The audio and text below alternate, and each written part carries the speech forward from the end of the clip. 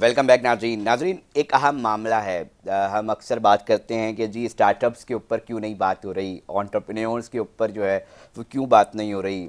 और बहुत बड़े लेवल पे बहुत सारे नौजवान ऐसे काम कर रहे हैं जो कि पजीराई मांगते हैं, जो चाहते हैं कि उनकी हौसला अफजाई हो। वो चाहते हैं बिजनेस कम्युनिटी के साथ कि वो उनको सपोर्ट करें। और जब सपोर्ट होगा और इस तरह कंसर्न अथॉरिटीज़ मिल के उन तमाम एंटरप्रेन्योर्स को सपोर्ट करेंगी तो यकीनी तौर पे एक उम्मीद की किरण जागेगी उन नौजवानों के जहनों के अंदर जो कि कहीं ना कहीं मायूस दिखाई देते हैं। एक अहम स्टार्टअप, बहुत सारे सवालात आज इनसे करेंगे। स्टूडियो में मौजूद हैं फैज़ान अहमद साहब, जामिया कराची से कंप्यूटर साइंस के स्टूडेंट रहे, फिर आईबीए के अंदर अपनी तालीम का सिलसिला जारी रखा। अब इन्होंने एक स्टार्टअप, एक एप्लीकेशन जो है वो लॉन्च कर दी है, उसके ऊपर काम मज़ीद जारी है। कबाड़िया आपने सुना होगा नाजरीन, गली मोहल्लों के बाहर आते थे और आवाज़ लगाते थे जी भूसी टुकड़े ले लो, हाँ लोहा ले लो, कागज़ ले लो और दे दो। इसके ऊपर उन्होंने एक एप्लीकेशन डेवलप की है। उस एप्लीकेशन के अंदर क्या है इसके ऊपर बात करेंगे। वो किस तरह एनवायरनमेंट के ऊपर काम कर सकती है, वो किस तरह रेवेन्यू जनरेट कर सकती है, उनसे जुड़ने वाले लोग ऑनलाइन किस तरह पैसा कमा सकते हैं, हलाल पैसा। इन तमाम चीज़ों के ऊपर बात करेंगे। मेरे स्टूडियो में मेरे साथ मौजूद हैं फैज़ान अहमद साहब। बहुत शुक्रिया, आपने टाइम दिया। कमाल का जो अब तक मैं सुन चुका हूँ आपसे कि किस किस तरह काम हो रहा है। सबसे पहले मैं जानना चाहूँगा, मेरे नाजरीन यकीनी तौर पे जानना चाहेंगे, ये स्क्रैप उस्ताद है क्या, किस तरह ये सोचा कि जी ये करते हैं और इसकी पूरी की पूरी फिजिबिलिटी क्या है। हम चाहेंगे कि हमारे नाजरीन जो है वो आगाह हो सकें। सबसे पहले तो अली भाई आपका शुक्रिया, जी। आपने हमें इनवाइट किया और हम आपको बताएंगे स्क्रैप उस्ताद के बारे में। असल में स्क्रैप उस्ताद को अगर मैं दो लफ्ज़ों में बयान करूँ ना तो वो ये ऑनलाइन कबाड़ी वाला। हम्म। ऑनलाइन कबाड़ी वाला ये एक डिजिटल प्लेटफॉर्म है जिसके ज़रिए से लोग अपना कबाड़ बेच के पैसे कमा सकते हैं। अच्छा। कबाड़ बेच के अपना पैसा कमा सकते हैं घर बैठे। घर बैठे क्या है कि वो अपने ऐप के थ्रू या मोबाइल ऐप के थ्रू या वेबसाइट के थ्रू हमें कांटेक्ट करें। हमारा नुमाइंदा उनके पास जाएगा, उसको सही तरीके से वेट करेगा, डिजिटल वेटिंग। और रेट्स जो है, असल मसला जो इसका है वो रेट्स का है कि रेट्स लोगों को नहीं पता होते। हमने इसको रेट्स भी मेंशन किए हुए अपनी उसी वेबसाइट पे। एप्लीकेशन स्क्रैप उस्ताद के अंदर उसी ऐप पे और वेबसाइट पे रेट मेंशन है। उसमें जाके जो भी उस रेट के हिसाब से और सही तरह डिजिटल वेटिंग के हिसाब से वो उसको स्क्रैप देगा और उसको हाथों हाथ इंस्टेंट पेमेंट दे दी जाएगी। अच्छा, मैं फैज़ान थोड़ा सा ये बताएं ना कि एक कबाड़िया वाला जो एक कन्वेंशनल तरीके से आता है, आवाज़ लगाता है, गली मोहल्लों में वो आवाज़ें सब नहीं सुनी होंगी, सुनने वाले हैं। आपने और उसमें क्या फ़र्क है? ठीक है, बचपन से हम आवाज़ें सुन रहे यूएसपी क्या है? हम कहते हैं ना जी यूनिवर्सल सेलिंग पॉइंट कहते हैं, हैं, वो यूनिक क्या है selling unique proposition. Selling point? जी, देखिए बचपन से हम ये आवाज़ें सुन रहे हैं, लेकिन असल मसला जो है ना वो ये है कि कबाड़ी वाले को नहीं पता होता कि आज मुझे काम मिलेगा कि नहीं मिलेगा। ओके। और कबाड़ बेचने वाले को नहीं पता होता कि मुझे इसकी सही कीमत मिलेगी कि नहीं मिलेगी। सही है। ठीक है, तो हम इस मसले को हल करने जा रहे हैं पाकिस्तान में पहली दफ़ा कि हम किस तरह इस मसले को हल करें कि लोगों को भी पता हो कि उनके कबाड़ की असल वैल्यू क्या है। ओके, मतलब मैं अपने घर में बैठा हुआ हूँ, बहुत सारी चीज़ें गैर ज़रूरी हैं, वो मैं चाह रहा हूँ कि यार कोई आके बस ले जाइए। जी, ठीक है, आप कह रहे हैं मैं उसके पैसे भी दूंगा आपको, और दूसरा ये वो आपके टाइम के मुताबिक आ जाए, टाइम वो के मुताबिक। आपके वक्त के मुताबिक आए, जिस टाइम आप बुलाना चाहें उसको। होता ओके, अक्सर ये है कि वो अपने टाइम के मुताबिक आते क्योंकि हैं। अक्सर बेशतर हम वेट कर रहे होते हैं जी, जी, वो अमूमी तौर पे आएगा। कि जी आएगा तो जी कबाड़ वाले को दे देंगे। जी, ऐसे ही। लेकिन इसमें यूएसपी ये है कि हमने इसको सही तरीके से इसको मेंशन किया हुआ है, डिजिटल किया हुआ है। बेसिकली जो यूएसपी है वो डिजिटलाइज किया हुआ है इसको। और पाकिस्तान में पहली दफ़ा आप ये देख रहे होंगे कि रेट्स आपको पता है, क्योंकि आपके और हमारे कबाड़, जो घर पे कबाड़ है उसका रेट हमें पता नहीं होता कि भाई हमारे पंखे का क्या रेट है, हमारे प्लास्टिक का क्या रेट है। लेकिन फर्स्ट टाइम लोगों को ये अवेयरनेस जा रही है कि किस तरह ये रेट, इसके असल रेट क्या है। और वो आपकी स्क्रैप उस्ताद की एप्लीकेशन या वेबसाइट पे जाएंगे, उस पर ऑलरेडी मेंशन है। जी, स्क्रीन पे भी जो है वो नज़र आ रही होगी नाजरीन। थोड़ा सा ये मुझे बताएंगे कि ये स्क्रैप उस्ताद का आइडिया कैसे आया, कहाँ देखा, कैसे जनरेट हुआ और किस तरह देखें इसके ऊपर काम कर रहे हैं। और साथ साथ मुझे ये भी बताइएगा कौन कौन से और मसाइल के हल हैं जो इस एप्लीकेशन के ज़रिए जो है वो आप हल कर सकते हैं। देखिए असल में लोगों को मसला, हमने मसले को देख के इसका सोल्यूशन एक प्रोवाइड किया है कि असल मसला क्या था। वो मसला मेरे साथ भी था और आपके साथ भी होगा। अच्छा, वो क्या है? तो वो मसला ये है कि हमें जो है ना वो अपने कबाड़ को सही तरीके से रिसाइकल होना चाहिए ओके। और उसको हमने एक सही वैल्यू में उसको देना चाहिए। असल होता है क्या है, जो हमारे कबाड़ी वाले आते हैं वो उसकी सही वैल्यू आपको देते नहीं है। ओके। और उनका जो, अगर वो सही वैल्यू बता भी दे तो उनका जो तराजू है वो सही काम नहीं करता है। ठीक है। ठीक है, वो कहीं ना कहीं डंडी मार देते हैं। इसकी वजह से आपको अपने कबाड़ की एक सही वैल्यू पता नहीं होती, और बहुत सारे इनमें क्राइम फैक्टर भी है जो उसके ऊपर हम बात करेंगे। जैसे कबाड़ इतनी अहमियत कहाँ रखता है? लोग कहते हैं यार कबाड़ सबसे यूजलेस चीज़ है, ये कितनी यूजफुल चीज़ है? थोड़ा आपसे भी जानना चाहेंगे, आपने इसके ऊपर काम कर रहे हैं, यकीनी तौर पे आपके पास इसके हवाले से फैक्ट्स होंगे फैजान। लोग कहते हैं ना यार स्क्रैप कबाड़ बेकार चीज़ है जी। ये कबाड़ बेकार नहीं है, ये मार्केट साइज क्या है? $1 बिलियन की मार्केट है पाकिस्तान में, $1 बिलियन की मार्केट है। $1 बिलियन की मार्केट है। $1 बिलियन की मार्केट साइज है पाकिस्तान में। और कबाड़ एक, मैं इसको कहता हूँ ये सोना है, इसमें से हम सोना निकाल सकते हैं और इससे हम $1 बिलियन कमा सकते हैं एक्सपोर्ट करके। आप कैसे कमाते हैं?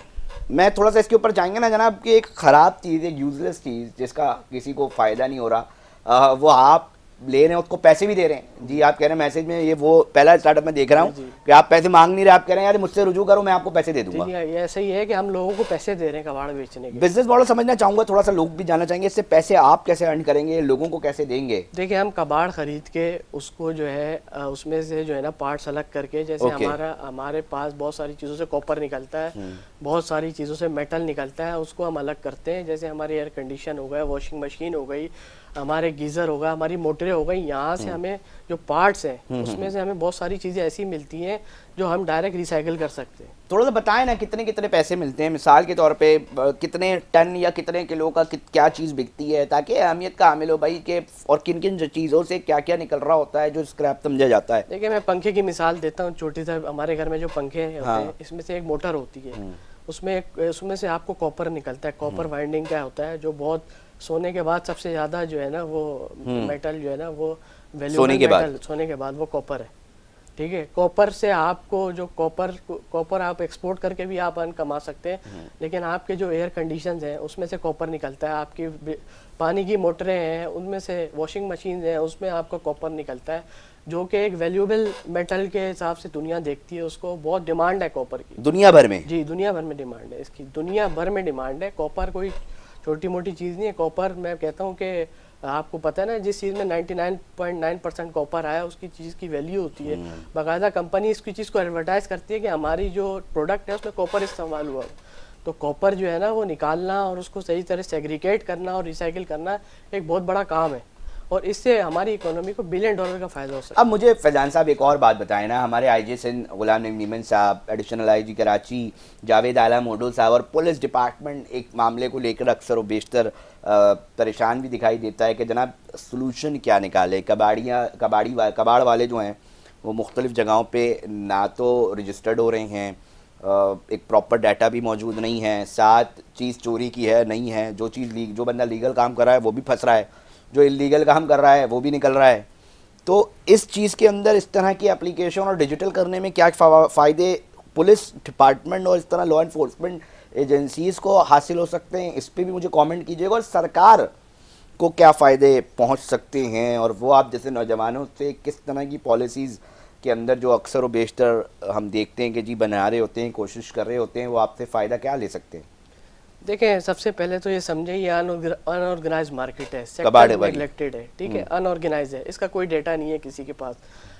हत्ता कि जब मुझे स्टार्टअप से स्टार्ट करने के लिए मैं इसमें गया तो मुझे डेटा चाहिए था कुछ चीज़ों का, वो मुझे नहीं मिल सका। क्योंकि ये अनऑर्गेनाइज है, डेटा है नहीं, कंपनीज है नहीं। असल मसला पाकिस्तान में क्राइम का है। जो हमारी बाइक्स चोरी होती हैं, गाड़ियाँ चोरी होती हैं, पार्ट्स हो जाते हैं, ये बिक जाते हैं और ये कबाड़ी वालों को बेच दिए जाते हैं, जिसके बाद पुलिस जो है वो कबाड़ खानों में जाके छापे मारती है, इसका पता है। लेकिन इसको अगर हम ऑर्गेनाइज कर दें, इसको डिजिटल बहुत बड़ा मसला है फैजान, पुलिस खुद डिपार्टमेंट परेशान है, इन कबाड़ी वालों को करें क्या? ये बहुत बड़ा मसला है और इसको मैं हाजिर हूँ इसको मसले को हल करने के लिए। मैं आईजी साहब से भी दरख्वास्त करता हूँ कि इसको हम डिजिटल करें, कि हमें ये पता होगा हमारी वेबसाइट से जो भी चीज़ बेच रहा है उसका डेटा होगा हमारे पास। ठीक है, कि कौन बेच रहा है, कितने की बेच रहा है, उसका एड्रेस क्या है, उसका फ़ोन नंबर क्या है, वो सारी चीज़ें हमारे पास डेटा मौजूद होगा, जिसकी वजह से ये चोरी जो है वो रुक सकती है यार। मतलब रजिस्टर्ड होना चाहिए कि भाई मुझे पता है ये माल मैंने यहाँ से खरीदा है, ये इसकी रसीद है जी। वो डिजिटल करने से आपको पता हो जाएगा, उससे आपको कोई भी ये देखें, अगर ये डिजिटल हो गया तो किसी में तो इतनी हिम्मत नहीं होगी ना वो बेच सके। ठीक है, वो डिजिटल है, उसको पता है कि भाई इसने बेचा है, इस इलाके से बेचा है। लेकिन अगर हम इसको डिजिटल कर देते हैं तो हमें पता होगा कि किसने बेचा है, कहाँ से बेचा है, और वो उस तरह वो चोरी भी रुक सकती है, वैसे भी रुक सकती है, और वो पकड़ा भी जा सकता है। अच्छा फैजान, मैं इस गुफ्तगू को आगे बढ़ाता हूँ। मैं देखें, रिसाइकिल करना होता है बहुत बड़े तादाद में। सिंस सॉलिड वेस्ट मैनेजमेंट का एक इदारा बना हुआ है, वो कचरा जो है वो उठाता है। जी और मामला ये है कि जिस तरह मैं आपकी बात सुन रहा हूँ कि ठीक है जी, कचरा नहीं, उसमें से कुछ ऐसी चीज़ें होती हैं जो अगर आपको दिया जाए वो पैसे देते हैं। यहाँ तो सरकारें पैसा दे रही हैं भाई कचरा और इन तमाम चीज़ों को उठाने के लिए। थोड़ा सा मैं ये जानना चाहूँगा कि उस कचरे के अंदर जो कबाड़ होता है, जो काम की चीज़ें होती हैं, अगर उनको मतलब अलग अलग कर लिया जाए किसी भी तरीके से, तो कितना यूज़फुल साबित हो सकता है इन टर्म्स ऑफ रेवेन्यू। और हम रीसाइकलिंग प्रोसेस के अंदर कहाँ का क्या क्या चीज़ें इस्तेमाल कर सकते हैं, ये जानना चाहूँगा। आपके तजुर्बात के अंदर क्या चीज़ें सामने आई हैं फैज़ान, वो मेरे नाजरीन और कंसर्न अथॉरिटी शायद सुन रहे हो कि इतनी इंपॉर्टेंट चीज़ है कि हम एक भाई टन, अगर हम उसमें से प्लास्टिक निकाल लें तो कितने टनों के हिसाब से प्लास्टिक अलग हो जाएगा। बहुत सारी दीगर चीज़ें होती हैं मगर वो नहीं अलग हो रही होती हैं और वो एक जगह जम के और जल रही होती हैं, वेस्ट हो रही होती है। आप मुझे बता रहे जी $1 बिलियन इंडस्ट्री है, तो इसके हवाले से ज़रूर सा मुझे आगाह कीजिएगा, मेरे नाजरीन को आगाह कीजिएगा। देखिए अली भाई, मसला ये है कलेक्शन का। अगर ये कबाड़ सही तरह कलेक्ट हो जाए तो बहुत सा फ़ायदा है इकोनॉमी को भी और लोगों को भी और इन्वायरमेंट को भी। होता क्या है कि ये हमारी जो चीज़ रिसाइकिल होनी चाहिए ये कचरे में चली जाती है। ओके। कचरे के जाने के बाद ये जला दी जाती है, लैंडफिल में चली जाती है, ये दरियाओं में, समंदरों में चली जाती है, जो कि हमारी मेरीन लाइफ के लिए भी हार्मफुल है, हमारे लिए भी हार्मफुल है। पाकिस्तान इस वक्त एयर क्वालिटी इंडेक्स में पहले दूसरे नंबर पे है। एक बड़ा मसला है माहौलियात का, माहौलियाती आलूगी, और ये हमारे लिए टाइम बम है। तो इस ये कंसर्न ये है कि हमारी चीज़ अगर सही तरह कलेक्शन हो जाए, मेरी जैसी और कंपनीज आ जाए। देखिए मैं इस पूरे कराची की 2.5 करोड़ की आबादी है, इसको मैं कवर नहीं कर सकता, नहीं कर सकते, नहीं कर सकता। ये इतना बड़ा सेक्टर है, और अगर इसी तरह मेरी जैसे 2-4 कंपनियां, 2-4 स्टार्टअप आने चाहिए। इसके लिए गवर्नमेंट को आगे आना पड़ेगा, हमें जो है ना सपोर्ट भाई करनी क्यों आए गवर्नमेंट? एक सवाल करते हैं जी, बैठा हुआ है कोई सरकार, क्या एक आम आदमी आपको सुन रहा हो सकता है यकीनी तौर पे, तो वो कहेगा जी मुझे क्या फ़ायदा इस स्क्रैप उस्ताद से। सर गवर्नमेंट क्यों ना आए? गवर्नमेंट को आना चाहिए। गवर्नमेंट को इसलिए आना चाहिए, एक तो आपका डिजिटलाइज हो रहा है, इससे आपको टैक्स रेंट मिल रहा है, टैक्स रेवेन्यू जनरेट होगा। अमूमी तौर पे कबाड़ियों को भी टैक्स लगता है कोई? बिल्कुल, वो टैक्स नेट में नहीं है, वो तो मैंने बताया ना अनऑर्गेनाइज सेक्टर है। वो तो इतना $1 बिलियन की इंडस्ट्री आप बता रहे हैं और वो बिल्कुल अनऑर्गेनाइज है, कोई टैक्सेशन नहीं है। बिलियंस के अरबों के हिसाब से टैक्स जमा हो सकता है हुकूमत को भाई। सिर्फ स्क्रैप के अंदर अगर आप कानून साजी करते हैं, एमपीआर का कोई शख्स शायद सुन रहा हो, क्योंकि सरकारें तो यही कह रही है ना जी, रेवेन्यू पैसा कैसे लाएं, कैसे चलाएं, ये तो बड़ा मसला है जी। तो उसका थोड़ा सा बताएं ना कि भाई क्या क्या चीजें ऐसी, क्या किस तरह निकलेगा पैसा? कर दें, इसको डिजिटल कर दें, सबको टैक्स नेट में ले आए। और जो ये अब पहले ऐसे ताजिर नजर आ रहे हैं जो कह रहे हैं जी टैक्स लगाओ हम पे, वरना अमूमी तौर पे मैं ताजिरों के साथ बैठता हूँ, कहते हैं यार क्या मतलब हम पे टैक्स लगाते हो।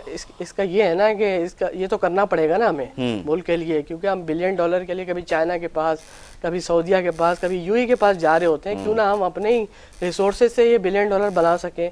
एक सही पॉलिसी के साथ चल के हुकूमत अपने पैसे बना सकती है अगर इसको डिजिटल कर दिया जाए। वो बहुत बड़ी इंडस्ट्री है, ये मैंने बताया ना $1 बिलियन की मार्केट है। सिर्फ कराची की बात कर रहा हूँ, पूरे कराची की बात कर रहे हैं आप? सिर्फ कराची की $2 बिलियन की मार्केट है। बाकी तो आप $2 बिलियन, यस $2 बिलियन, बाकी तो पूरे पाकिस्तान में कितनी बड़ी मार्केट है इसका अंदाजा आप आबादी से कर सकते हैं। भाई अगर मैं अकेला जमा करने जाऊंगा तो मुझे नहीं लगता कि मैं कर सकूं, लेकिन मैं जितनी कोशिश हो सका इससे लोगों को देखें। स्टार्टअप के यूनिक स्टार्टअप इसलिए कि लोगों को पैसे मिल रहे। ये एक इसके एप्लीकेशन स्क्रैप उस्ताद डाउनलोड की और जी पैसे आप वेबसाइट के थ्रू या अपने ऐप के थ्रू जाएं, उसमें रेट्स मेंशन है। इसमें वो हमारी वो चिक नहीं है कि भाई आज के क्या रेट है। असल में कबाड़ी वाला आता है, आपको भी रेट नहीं पता होता, वो अपने रेट लगा रहा होता है। फिर अगर वो रेट सही भी दे दे तो वो उसको सही तोलता नहीं है।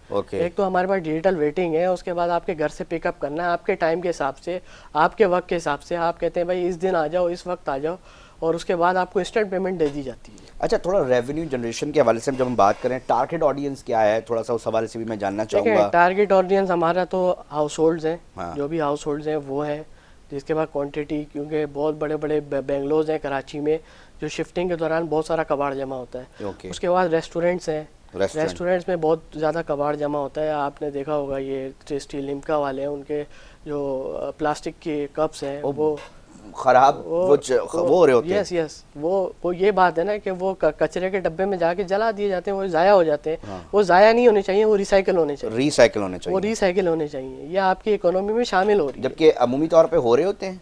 अमूमी तौर पे बहुत कम हो रहा होता है, बहुत कम परसेंटेज है इसकी, मतलब आप कह रहे हो कि कलेक्शन ही सही स्क्रैप नहीं है। कलेक्शन ही सही नहीं हो रही। जी, कलेक्शन सही नहीं, क्योंकि इसमें प्राइवेट सेक्टर जब आ जाएगा ना, क्योंकि अभी सिंध हुकूमत का एक इदारा है सॉलिड, जो आप बता रहे सॉलिड हैं, वेस्ट मैनेजमेंट। जी जी, वो इदारा लिमिटेड है, वो सिर्फ लिमिटेड कचरा ही कर सकता है। शिकायत उस पे भी आ रही होती है कि जी वो भी नहीं उठ पा रहा, जी, पैसे वो आप दे के भी देख नहीं रहे उठ पा होते हैं रहा। हमारे बहुत सारे जगहों पे ये कचरे के ढेर लगे हुए होते हैं, उसके बाद वो जला दिए जाते हैं। उससे हमारे एनवायरनमेंट को फ़ायदा नहीं है, उसमें बहुत सारी चीज़ रिसाइकिल होनी है। या आपके दूध के डब्बे, जूस के डब्बे, ट्रैक्टर पैक, ये रिसाइकिल होने चाहिए, इसकी डिमांड है। लेकिन सही जो असल मसला है वो कलेक्शन का है। अब मुझे एक बात बताओ फैजान, आप एक नौजवान हो, कोई ऐसा प्लेटफॉर्म देख रहे हो सरकारी सतह पर? देखिए हम ये तो बात कर रहे हैं ना कि तमाम लोग बात कर रहे हैं रेवेन्यू, जी एक मसला है IMF के पास चले जाओ, एक मसला है अपने पड़ोसी ममालिक से उधार मांग लो। जी अच्छा, फिर सॉल्यूशंस के जो हल हैं वो भी हम दूसरी ममालिक के कुछ लोगों से कह रहे थे यार हमें ये टेक्नोलॉजी दे दो। इम्पोर्ट का एक बहुत बड़ा जी एक सिलसिला है। बीइंग अ यूथ में एक सवाल करना चाहूँगा, सरकार कहीं यूथ मोबिलाइजेशन के अंदर नज़र आती है? दिल में क्या उठता है? क्योंकि देखें ना, आप ये अपनी मेहनत से कर रहे हैं, जी, ठीक है, एक इदारे के अंदर आप लोग काम कर रहे हैं, मगर कहीं ना कहीं सरकार नज़र आती है देखिए और सरकार फीलिंग क्या आती है और क्या कहना चाहोगे? सरकार देखिए, सुन रही है? सरकार तो अभी इसमें नहीं है, सरकार तो हमें कहीं नज़र नहीं आ रही है। सरकार को आना चाहिए इसमें, यंग एंटरप्रेन्योर को सपोर्ट करना चाहिए, क्योंकि ये ऐसा काम है कि बहुत सारे लोग इसमें ना आ सके।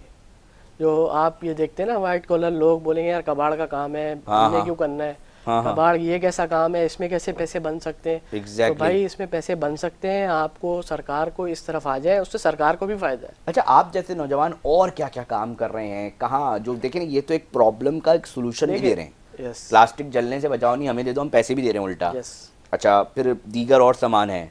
तो अब थोड़ा सा ये सवाल उठता है, मैं यकीनी तौर पे नाज़रीन, सरकार में बैठे तमाम अहम लोग, हम इन यूथ के ऊपर बिल्कुल भी तवज्जो नहीं दे रहे। मेरी कोशिश क्या है, हमारी टीम की कोशिश क्या है कि हम इन जैसे नौजवानों से आपकी मुलाकात एटलीस्ट करवाएं कि जी जिन सॉल्यूशंस को आप किसी और ममालिक के साथ, ममालिक के लोगों में ढूंढ रहे होते हैं, वो सॉल्यूशन आपके शहर के अंदर मौजूद हैं, वो लोग आपके पास मौजूद हैं, सिर्फ ढूंढने की ज़रूरत है। आए ना, बैठे ना, इनके साथ बैठें, इनके साथ एक एक चाय पिए ना, इनसे पूछो ना जनाब कि क्या कर रहे हो तुम, क्या चाहिए, क्या ज़रूरत है, क्या मसला है, क्या परेशानी है। शहर का मेयर आए, शहर के कंसर्न MP MNAs आए, कंसर्न लोग आए, सियासी जमात लोगों के मसाइल के ऊपर बेतहाशा बात कर रही होती है, वो आए, चीफ मिनिस्टर आए, बताएं कि ऐसे ऐसे हर ज़िले के अंदर ऐसे ऐसे फोरम्स मौजूद हों कि जी एंटरप्रेन्योर्स को एक जगह मौजूद हो, उनके साथ बैठकें लगाएं जनाब, ताकि इस शहर के नहीं, इस सूबे के नहीं, वतन अजीज़ के बहुत सारे ऐसे मसाइल हैं जो इतनी कैपेबल हैं। अच्छा, वैसे एक सवाल मेरे जहन में है, आप एक सवाल है कि जी कहीं बैठते हैं जी, उनको पता नहीं लगता शायद कि हमारे लोग कैपेबल नहीं है, यूथ नहीं यार वो कैपेबल नहीं है। यूथ कर क्या क्या रही है? आप जिस सेगमेंट से आ रहे हैं, आप जैसे जो मुख्तलिफ फोरम्स जो मुझ तक आ रहे हैं कि जी बना IBA के अंदर इस तरह का एक फोरम बनाया गया है, किस तरह लोग काम कर रहे हैं, NID यूनिवर्सिटी के अंदर एक जगह मौजूद है, NIC। तो मैं ये उस हवाले से भी चाहूँगा कि उधर क्या क्या काम हो रहा है। देखिए हमारे ज़रिए शायद कोई सुन ले कि जनाब देखें ना जी, ये बना रहे ना, ये क्या मांग रहे हैं आपसे, थोड़ा सा सपोर्ट मांग रहे हैं। देखिए आपकी बात से मैं एग्री करूंगा, ये जो हमारा गैप है ना गवर्नमेंट का और एंटरप्रेन्योर का, ये ख़त्म होना चाहिए। कितना गैप है? ये गैप बहुत ज़्यादा है। कितना गैप होगा, मतलब 2% 3%? हाँ, काफ़ी गैप है। मतलब ज़्यादा है। यस, गैप को कम करेंगे, बात बैठेंगे, हाँ। तो उसमें दोनों को विन विन सिचुएशन है। हाँ। दोनों बैठ के बात करेंगे तो दोनों के लिए विन विन सिचुएशन है। असल में स्टार्टअप्स बात हो रही है आजकल, रोबोटिक्स की, AI की, डेटा साइंस की, इस पे ज़्यादा स्टार्टअप्स हो रहे हैं। हाँ। इस काम में भी, कबाड़ के काम में भी हम AI को इंक्लूड कर सकते हैं। ओके, वो कैसे? AI आर्टिफिशियल इंटेलिजेंस भी इसमें आ सकती है, क्योंकि ये बहुत ज़्यादा अगर क्वांटिटी में, लार्ज क्वांटिटी में कबाड़ जमा हो ना, तो AI के ज़रिए से हम डिटेक्ट कर सकते हैं उस मिक्सिंग में कि कितना इसमें कॉपर है, कितना आयरन है और कितना इसमें प्लास्टिक है। तो AI के ज़रिए से अगर एक बहुत टन का माल हो और हमें सॉर्टिंग में और उसमें पता करना हो कि भाई इसमें कॉपर कितना है, इसमें आयरन कितना है, वो AI के थ्रू आसानी से हो सकता है। तो AI आपको पता है एक इमर्जिंग टेक्नोलॉजी है, लोग AI के स्टार्टअप्स कर रहे हैं, तो AI इसमें अभी शामिल होके बहुत सारी चीज़ें हमारे लिए आसान कर सकता है। अच्छा, बहुत सारे आप जैसे स्टार्टअप्स, मैं अक्सर ये बात कहता हूँ, आइडियाज़ बहुत सारे लोगों के पास होते हैं। कुछ लोग ऐसे होते हैं जो उनको अमली तौर पे कर पाते हैं किसी हद तक, मगर फेल हो जाते हैं। वो फेल होने की रेशो मैं जानना चाहूँगा, आप जैसे नौजवानों की, आपकी कंसर्न लोगों से मुलाकातें भी रहती हैं, वो क्या है और कितनी है और उसकी वजूहत क्या हैं फैज़ान? सर डेटा जो बताता है ना वो 80-90% फेलियर है। ओके। ठीक है, 10% सक्सेस इसका रेशियो है स्टार्टअप्स का। ओके। वो लैक ऑफ फंडिंग भी हो सकता है, ओके। लोगों के पास गोल नहीं है, लोगों के पास अवेयरनेस नहीं है, ये स्टार्टअप्स ऐसे होते कैसे हैं। देखिए हमारे पास अभी तक एक यूनिकॉर्न स्टार्टअप नहीं है। यूनिकॉर्न स्टार्टअप जिसकी वैल्यूएशन $1 मिलियन होती है, पाकिस्तान में एक भी नहीं है, और इंडिया में बहुत सारे और पूरी दुनिया में, लेकिन पाकिस्तान अभी तक एक यूनिकॉर्न स्टार्टअप नहीं बना सका। तो हमारे लिए ये एक अलमिया है, हमें इसकी तरफ तवज्जो देनी चाहिए कि अब जो पाकिस्तान में शार्क टैंक भी पाकिस्तान में आ चुका है, तो इस तरह की एक फिजा चलनी चाहिए, हवा चलनी मतलब चाहिए। मैं बार बार अपने प्रोग्राम के जरिए बोल रहा हूँ कि इकोसिस्टम ऐसा बनाया जाए कि जहाँ पे बिजनेस की बात हो, बिजनेस के ऊपर बातचीत हो रही हो, माहौल ऐसा बनाया जाए कि बताया जाए कि जनाब ये चीज़ें इस तरह हो रही हैं। अच्छा, पहले से ज़्यादा थोड़ा बहुत इसके ऊपर अवेयरनेस भी आ रही है और लोग थोड़ा डिजिटलाइज होकर चीज़ें करने की कोशिश भी कर रहे हैं, थोड़ा सा मैं महसूस कर रहा हूँ आपके हवाले से। देखिए जब हर चीज़ ऑनलाइन हो गई है ना, आपका हाँ। स्टार्टअप, आपका फूड पांडा है, हाँ। बाइकिया है, इस तरह के स्टार्टअप्स हैं आपके पास। हाँ। तो ये सेक्टर भी तो आप इसको ऑनलाइन करें ना। हाँ। ये भी तो एक आपका मुश्किलात क्या क्या है फैजान अहमद? सर मुश्किलात जो है ना, असल मसला जो है ना, मार्केट साइज बहुत बड़ा है। हाँ। फंडिंग का मसला है। मैंने आपको बताया ये पहला स्टार्टअप है जो लोगों को पैसे दे रहा है। बिल्कुल। और पैसे देने के लिए हमें कैश फ्लो चाहिए। कैश फ्लो एक अंदाजे के मुताबिक शायद कोई सनतकार सुन रहा हो, शायद कोई बड़ा सरमायाकार सुन रहा हो, कितना बड़ा इसका वॉल्यूम है? कुआं बहुत गहरा है, लेकिन लिमिटेड कुछ भी नहीं है इसमें। अगर आप, मैं कहता हूँ अगर 1 मिलियन भी हो तो बहुत कम है, $1 मिलियन भी हो तो वो भी बहुत कम होगा, क्योंकि ये एक बहुत बड़ा सेक्टर है। हाँ। इसके लिए हमें एट अ टाइम, मतलब ये तुम कह रहे हो कि यार कराची के अंदर भी अगर मैं उठाना शुरू करूँ ना स्क्रैप, तो भी नहीं पूरा कर सकता, उसके पैसे मैं नहीं कर पाऊंगा। आप देखें अभी हमारे पास, मतलब लेट्स सपोज 1 करोड़ रुपए तुम्हें दे दिए किसी ने, कहा भाई ये लो, मैं एज अ इन्वेस्टर आ रहा हूँ। ये तो पीनट्स है, ये पीनट है कुछ भी। 5 करोड़, 10 करोड़, 25 करोड़, मैं बोल रहा हूँ ना, जितने भी कम, जो भी जितने पैसे हैं कम है इसके लिए, ये बहुत बड़ी इंडस्ट्री। अच्छा, मिसाल के तौर पे आप जैसे लोग हैं, बहुत सारे लोग, और ये सवाल नाज़रीन उठते हैं, लोगों को इन सवालात के जवाब भी चाहिए। क्या समझते हैं ऐसा एंटरप्रेन्योर्स के हवाले से सरकारी सतह पे कोई ऐसा फोरम बनना चाहिए, सनतकार भी हों, सरकार के लोग भी हों, और आप जैसे लोगों को वो फंड करें, तो आप उनके साथ किस तरह की जो मैं कहता हूँ कि उनके साथ प्रॉफिट मार्जिन और किस तरह रखना चाहेंगे या रखेंगे? सर ये बगैर सरकार की मदद के और गवर्नमेंट की इन्वॉल्वमेंट के बगैर ये हो नहीं सकता। ओके। ये हमारे साथ जुड़ना पड़ेगा, क्योंकि इसका जो साइज़ है वो बहुत बड़ा है, इसमें हमें गवर्नमेंट की सपोर्ट चाहिए। गवर्नमेंट इसको सपोर्ट करे, इसको टैक्स नेट में लेके आए, डिजिटलाइज करे। जैसे मैंने आपको बताया ना, ये स्टार्टअप यूनिक स्टार्टअप है। हाँ। जिसमें हम पैसे दे रहे। ओके। तो मिसाल आप लोगों से सर्विस लेना चाह रही हो, मैं एक मिसाल दे रहा हूँ ना भाई, मेयर साहब आए और वो बोले जनाब मुझे प्लास्टिक और ये जो मेरा कचरा है ना, ये उठाती है, इसमें से तुम प्लास्टिक तुम जमा करो, तुम्हारा काम है जी, तुम इसमें से लो, और जो कचरा वचरा स्क्रैप है ना, कचरे के अलावा वो तुम जमा करके मुझे दो, और रिसाइकलर्स जो हैं वो एक प्रॉपर निज़ाम होगा जी, रिसाइकलर्स के पास जाएं। अब सरकार के साथ तुम किस तरह कोलैबोरेशन हो सकती है? लेट सपोज कोई सनतकार आता है, सनतकार को, मैं एक सनतकार हूँ, मुझे आइडिया पसंद आ रहा है, मैं कह रहा हूँ भाईजान चलो मैं पैसा लगाता हूँ, मुझे क्या दोगे? देखिए उसका एक ये स्टार्टअप्स में यही होता है, इक्विटी बेसिस पे वो आता है, जितना वो इन्वेस्ट करते हैं। समझाओ ना ये इक्विटी क्या है, ये आजकल बड़ा चल रहा है कि यार ये क्या है, इक्विटी क्या है, प्रॉफिट मार्जिन क्या है? जो भी आपकी हिस्सेदारी होती है कारोबार में, हिस्सेदारी आप ले लेते, परसेंटेज ले लेते। लेट सपोज 1 करोड़ का एक वैल्यूएशन का कारोबार है, उसमें आपने 10% 10 लाख रुपए मुझे दिए, तो आपका 10% उसका हिस्सा हो गया। अब 10% हिस्से के आप मालिक है। जब कंपनी की वैल्यूएशन 2 करोड़ हो जाती है, तो उसके आपके वो 10 लाख 20 में कन्वर्ट हो जाते हैं। ठीक है। ये एक हिस्सेदारी, इसको हम कहते हैं इक्विटी कहते हैं, और जो वैल्यूएशन है उसके हिसाब से इक्विटी की मेंशन होती है। पूरी दुनिया में ऐसे ही काम करते हैं बिजनेसेस। जो बड़ी बड़ी कंपनियां होती हैं जो एक्सचेंज में, मार्केट में है, वो कंपनियां इसी तरह हम शेयर्स ले लेते हैं मार्केट से उस कंपनी के, और अब हम उसके हिस्सेदार हो जाते हैं। जैसे ही वो कंपनी ग्रो करती है या प्रॉफिट होता है, उसमें से उसको वो हिस्सा मिल रहा होता है। तो इस तरह वो अपनी इन्वेस्टमेंट को डबल। मिसाल के तौर पे अगर कोई शख्स आता है और वो आपको 25 लाख रुपए देता है, तो आप उसको मुनाफा किस तरह देंगे? देखिए इसका मुनाफे का यही है, जो प्रॉफिट में से जो भी प्रॉफिट होगा उसमें वो हमने उसको 10% दे दिया, तो 10% का वो उसको मुनाफा मिलेगा, जो भी हमारा प्रॉफिट और है। ये आपने रखा हुआ है अपने जी जी, ये उसके अंदर स्टैंडर्ड के, है। अगर कोई इन्वेस्टर आपके तौर पे आपके जी साथ आना चाहे। अच्छा, जी जी। बिजनेस मॉडल किस तरह काम होगा और जॉब अपॉर्चुनिटीज के हवाले से क्या किरदार अदा हो सकता है? देखिए क्योंकि जॉब, देखें कुछ भी ऑनलाइन फॉरम्स आते हैं तो एक जॉब अपॉर्चुनिटीज़ क्रिएट होती है, बहुत सारे ऑनलाइन टैक्सी आई तो उससे कहीं ना कहीं लोगों के रोज़गार जुड़े हुए हैं। आप का जो हजम जिस तरह बता रहे हैं, एक बहुत बड़ा हजम है बिजनेस का, उससे जॉब अपॉर्चुनिटीज़ किस तरह क्रिएट होंगी? देखिए जो एग्जिस्टिंग कबाड़ी वाले हैं इनको ही हम जॉब देंगे। और अच्छा, उसको अपने छतरी के यस अंदर आप कर सकते हैं, yes under under under your yes umbrella? Yes yes, कैसे? उनको हम हायर करेंगे, उनको ये काम का पता है, लेकिन उससे बच जाएंगे जो वो गली गली चक्कर लगा रहे हैं, उनको ये नहीं पता होता कबाड़ कौन देगा। ये ओके, मसला हम हल कर रहे हैं। डिमांड आपने दे दी। डिमांड दे दी कि भाई हमारे पास डिमांड आ गई, यहाँ से आपने उठाना है और आप जाएं और उठा लें। ओके तो जो भी पिकअप ओनर है, सुजुकी पिकअप ओनर है या शेजोर ओनर है, वो हमारे पार्टनर्स होंगे। ओके उनको हम पार्टनर बनाएंगे और जो भी कबाड़ जमा होगा उसमें उनको परसेंटेज दी जाएगी। इससे ओके उनके लिए रोज़गार के अच्छे मौके हम पैदा कर रहे हैं। इसमें ओके। ये जो कबाड़ी वाला है उसको ये नहीं पता होता कि भाई कहाँ से हमें मिलेगा, क्या मिलेगा। मतलब वो आपको अपने पास रजिस्टर्ड करे यस एरिया वाइज, यस भाई इस डिस्ट्रिक्ट के अंदर मैं रजिस्टर्ड यस हूँ, डिमांड आएगी यस, आप उसको शेयर करेंगे जनाब उसके पास, जी और उसका काम है ऐसे वहाँ ही से पिकअप में जाके ऐसे उठाना। ही है। देखिए लोगों को भी मसला है ना, हाँ लोगों को मसला है कि वो झिझकते हैं हाँ कबाड़ी वालों को बुलाने में कि यार पता नहीं कौन है, आजकल क्राइम वो आ जाते हैं, वो सारी चीज़ें देख लेते हैं घर के, हाँ। भाई ये रास्ता है, यहाँ से जाना है, वहाँ बहुत सी से। जगहों पे डिफेंस क्लिफ्ट में तो ये भी अलाउ भी ऐसे नहीं ही है, है। बिल्कुल ऐसे ही है। लोग बहुत सारे अवॉइड करते हैं कि यार नहीं हाँ यार इसमें बहुत सारे क्राइम फैक्टर होते हैं, हाँ हाँ हाँ बहुत सारे, मैं कहता हूँ लफ्ज़ इस्तेमाल मुखबर कह सकते हाँ। हैं।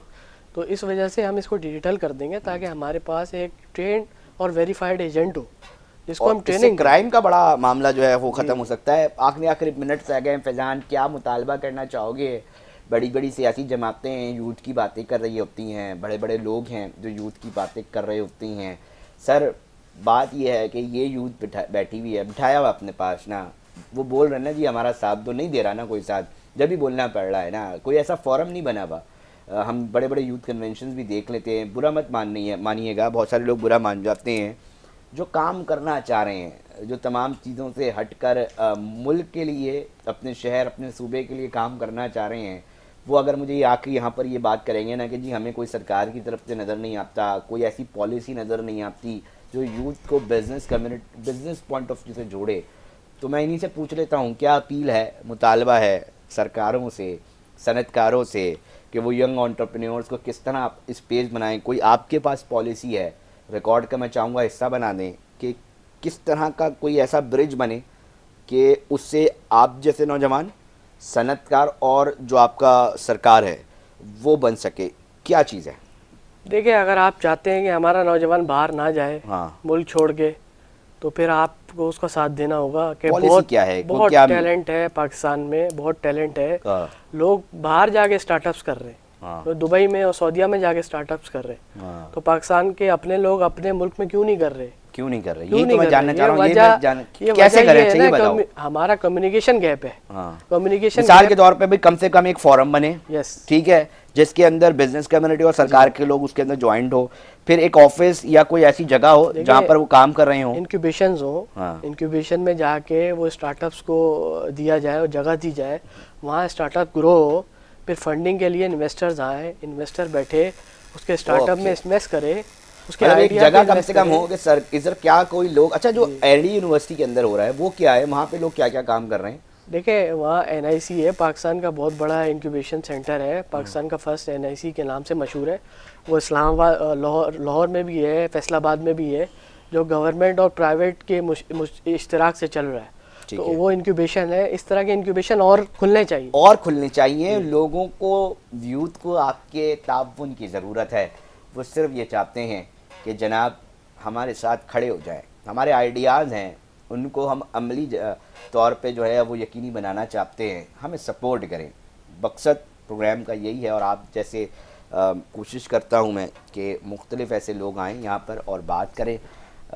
हमारी कोशिश है ये कि brands of Pakistan, made in Pakistan के ऊपर गुफ्तगू हो, ताकि वतन अज़ीज़ में जो एक इकोसिस्टम बन सके कि जी बिज़नेस का वो बन सके। हमने एक अदना सी कोशिश जारी की है, यकीनी तौर पे उसके नताइज हम उम्मीद करेंगे आएंगे। नाज़रीन, प्रोग्राम का वक्त जो है वह इख्तिताम की तरफ पहुँच चुका है।